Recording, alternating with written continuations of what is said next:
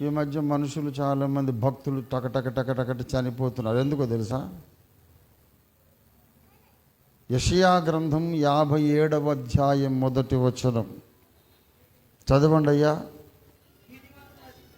నీతిమంతులు నశించుట చూచి ఎవరును దాని మనసున పెట్టరు, భక్తులైన వారు తీసుకొని పోబడుటను చూచి పోబడుచున్నారు. కీడు చూడకుండా నీతిమంతులు కొనిపోబడుచున్నారు. ఈ భూమి మీదకి భయంకరమైన కీడు రాబోతుంది. కరువులు అని యేసయ్య చెప్పాడు కదా, గుర్తుందా? అంత్యకాల సూచనలు కరువు. అందులో ఏలియా దినములలో ఏం కరువు వచ్చింది? భూమి మీద ఆకాశము వర్షించకుండా, అంటే ఏం కరువు? నీటి కరువు. ఎలీషా దినములలో నీటి కరువు. కరువులలోకెల్లా భయంకరమైన నీటి కరువు. నీటి కరువే అన్నం మెతుకుల కరువుకు దారి తీస్తుంది.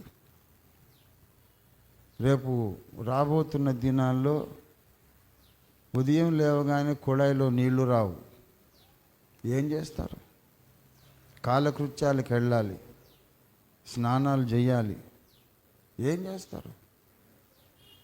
భయంకరమైన నీటి కరువు జరుగుతుంది.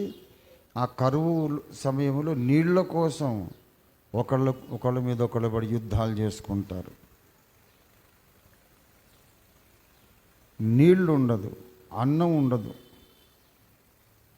నువ్వు మంచి మంచి పట్టు చీరలు, టెరువులు, సూట్లు వేసుకొని కూర్చొని ఏం చేస్తావు?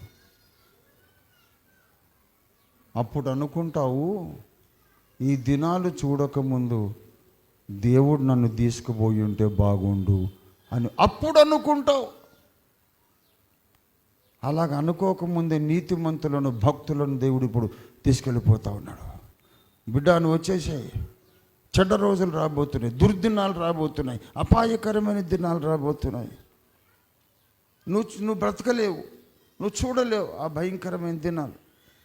వచ్చేసేయమ్మా, వచ్చేనాయనా అని తీసుకెళ్ళిపోతున్నాడు దేవుడు.